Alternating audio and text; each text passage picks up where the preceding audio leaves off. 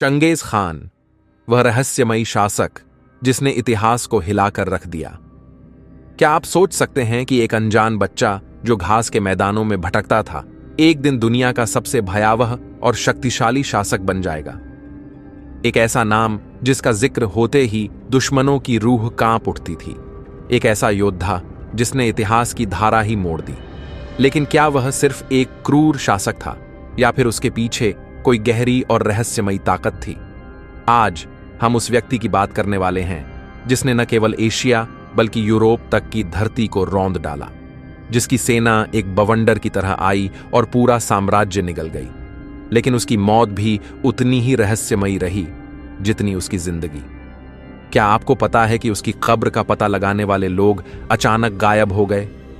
क्या उसने वाकई कोई ऐसी शक्ति हासिल कर ली थी जिसे कोई समझ नहीं पाया, या फिर यह सिर्फ इतिहास के पन्नों में छिपा एक रहस्य है? चंगेज खान के जीवन की कुछ कहानियां इतनी अजीब और चौंकाने वाली हैं कि यकीन करना मुश्किल हो जाता है कि आखिर कैसे एक साधारण खानाबदोश लड़का एक अजेय सेनापति बन गया। क्या उसकी विजय सिर्फ युद्ध कला की देन थी या फिर वह मनोवैज्ञानिक खेल भी खेलता था? इतिहास के पन्नों में दर्ज चंगेज खान के वह राज जिनके बारे में दुनिया बहुत कम जानती है, वह कौन सी ताकत थी जिसने उसे अविनाशी बना दिया, और क्या आज भी उसकी छाया इस दुनिया में कहीं मौजूद है? यह वीडियो जैसे जैसे आगे बढ़ता जाएगा, चंगेज खान के रहस्य आपको रोमांचित और भयभीत करते जाएंगे। तो तैयार हो जाइए, क्योंकि आज हम इतिहास के सबसे बड़े और रहस्यमयी शासक के ऐसे राज खोलने जा रहे हैं जो आपको चौंका कर रख देंगे। इतिहास में बहुत से योद्धा हुए, लेकिन ऐसा कौन था जिसने पूरी दुनिया को अपने घुटनों पर झुका दिया? उसकी तलवार से निकली चिंगारी ने राजाओं के सिंहासन जला डाले, लेकिन क्या वह हमेशा से इतना शक्तिशाली था? क्या वह भाग्य का दुलारा था या फिर उसकी जिंदगी संघर्षों से भरी थी? जिसे आज दुनिया चंगेज खान के नाम से जानती है, उसका वास्तविक नाम था तेमुजिन। एक ऐसा नाम जो कभी घास के मैदानों में गूंजता था, लेकिन आज भी इतिहास के पन्नों में अमर है। तेमुजिन का जन्म 1162 ईस्वी के आसपास मंगोलिया के बर्फीले और कठोर इलाकों में हुआ। जन्म लेते ही उसकी मुट्ठी में खून का थक्का था। मंगोल विश्वासों के अनुसार यह इस बात का संकेत था कि यह बच्चा एक महान योद्धा बनेगा, लेकिन उसकी किस्मत इतनी आसान नहीं थी। तेमुजिन का बचपन संघर्षों से भरा था। उसके पिता यसुगई एक शक्तिशाली खान थे, लेकिन जब वे जहर देकर मार दिए गए, तब केवल 9 साल के मासूम तेमुजिन को अपनी मां होलुन के साथ अकेला छोड़ दिया गया। वह शाही तंबू से निकाल दिए गए और उन्हें घास के मैदानों में भटकने के लिए मजबूर कर दिया गया। तेमुचिन की मां ने बालक तेमुजिन तथा उसके सौतले भाइयों बहनों का लालन पालन बहुत कठिनाई से किया। भूख और गरीबी ने उन्हें घेर लिया। कई दिनों तक उन्हें खाने के लिए कुछ नहीं मिला। सर्द रातों में ठिठुरना पड़ा, लेकिन उसकी मां ने उसे हार नहीं मानने दी। जंगल में जंगली जानवरों का शिकार करना, नदी से मछलियां पकड़ना और हर घड़ी सतर्क रहना, यह सब उसकी जिंदगी का हिस्सा बन चुका था। चंगेज खान का रहस्यमयी गुप्त संदेश तंत्र। जब पूरी दुनिया युद्ध के पारंपरिक तरीकों में उलझी हुई थी, तब चंगेज खान ने एक ऐसी प्रणाली विकसित की जिसने मंगोल साम्राज्य को अपराज्येय बना दिया। यह प्रणाली थी गुप्त संदेश तंत्र, सीक्रेट कम्युनिकेशन सिस्टम, जिससे मंगोल सेना की गति, शक्ति और समन्वय दोगुना हो गया। चंगेज खान जानता था कि युद्ध केवल ताकत से नहीं बल्कि सूचना से जीते जाते हैं।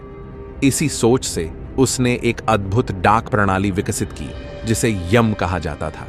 यह एक तेज और सुरक्षित संदेश प्रणाली थी जो पूरी मंगोल साम्राज्य में बिजली की गति से सूचनाएं पहुंचाने में सक्षम थी। मंगोल साम्राज्य के हर महत्वपूर्ण मार्ग पर विशेष डाक चौकियां बनाई गई थीं, जिन्हें औरतू कहा जाता था। हर 25 से 30 किलोमीटर पर एक डाक केंद्र होता, जहां प्रशिक्षित घुड़सवार तैनात रहते। संदेशवाहक तेजी से एक चौकी से दूसरी चौकी तक पहुंचते और संदेश को आगे बढ़ाते। इस प्रणाली की गति इतनी तीव्र थी कि एक संदेश कुछ ही दिनों में हजारों किलोमीटर दूर तक पहुंच सकता था। मंगोलों के संदेशवाहक सिर्फ घुड़सवार नहीं, बल्कि गुप्त सूचनाओं के संरक्षक थे। ये विशेष रूप से प्रशिक्षित होते थे और कई बार गुप्त कोड, अदृश्य स्याही और रहस्यमयी प्रतीकों का इस्तेमाल करते थे, ताकि यदि कोई शत्रु संदेश पकड़ भी ले तो भी उसे समझ न सके। इन संदेश वाहकों को विशेष अधिकार दिए गए थे। वे किसी भी गांव, किले या सैनिक शिविर से भोजन, घोड़े और आश्रय ले सकते थे। यदि कोई उनके रास्ते में बाधा डालता तो उसे मौत की सजा दी जाती। युद्ध के दौरान यह प्रणाली सबसे ज्यादा प्रभावी साबित हुई। सेनाएं बिना किसी देरी के अपने आदेश पातीं, दुश्मन की गतिविधियों की खबरें चंगेज खान तक तेजी से पहुंचतीं और रणनीतियां तुरंत बदली जातीं। यह कोई साधारण संदेश प्रणाली नहीं थी। यह एक ऐसी युद्ध तकनीक थी जिसने मंगोलों को हर मोर्चे पर अपराजेय बना दिया। चंगेज खान की धार्मिक सहिष्णुता। एक चौंकाने वाला रहस्य। जिस शासक का नाम सुनते ही युद्ध, विध्वंस और विजय की गूंज उठती है, क्या वह धार्मिक सहिष्णुता का समर्थक हो सकता था? क्या चंगेज खान सिर्फ तलवार के बल पर ही दुनिया को झुका रहा था, या फिर उसके पास एक ऐसी नीति थी जिसने उसे इतिहास के सबसे चतुर शासकों में शुमार कर दिया? हर धर्म को समान दृष्टि से देखने वाला महान योद्धा चंगेज खान ने मंगोल साम्राज्य को जीत की ऊंचाइयों तक पहुंचाया। लेकिन उसकी शक्ति सिर्फ उसकी सेना में नहीं थी। उसकी सबसे बड़ी ताकत थी उसकी नीति। उसने महसूस किया कि यदि वह अपने विशाल साम्राज्य को संगठित रखना चाहता है तो उसे लोगों को उनके धर्म में स्वतंत्रता देनी होगी। जब चंगेज खान की सेना चीन, मध्य एशिया, इस्लामिक जगत और यूरोप तक फैल गई तो उसने महसूस किया कि हर क्षेत्र का अपना धर्म और आस्था है। उसने कभी भी किसी धर्म को नष्ट करने का प्रयास नहीं किया, बल्कि हर धर्म के पुजारियों, संतों और विद्वानों को संरक्षण दिया। उस युग में जहां राजा मंदिरों और धार्मिक स्थलों से भारी कर वसूलते थे, वहीं चंगेज खान ने मठों, मस्जिदों, चर्चों और मंदिरों को कर मुक्त कर दिया। चंगेज खान की रहस्यमयी समाधि। एक अनसुलझा रहस्य। एक महान योद्धा जिसकी सेना की आहट से ही साम्राज्य थर्रा उठते थे। परंतु उसकी मृत्यु के बाद क्या हुआ? उसकी समाधि कहां है? कौन सी भूमि उसके अंतिम विश्राम स्थल की गवाह बनी? यह इतिहास का सबसे बड़ा रहस्य है जिसे आज तक कोई नहीं सुलझा पाया। 1227 ईस्वी चंगेज खान ने अपनी अंतिम सांस ली, लेकिन उसकी मृत्यु का स्थान भी उतना ही रहस्यमयी है जितना उसका जीवन।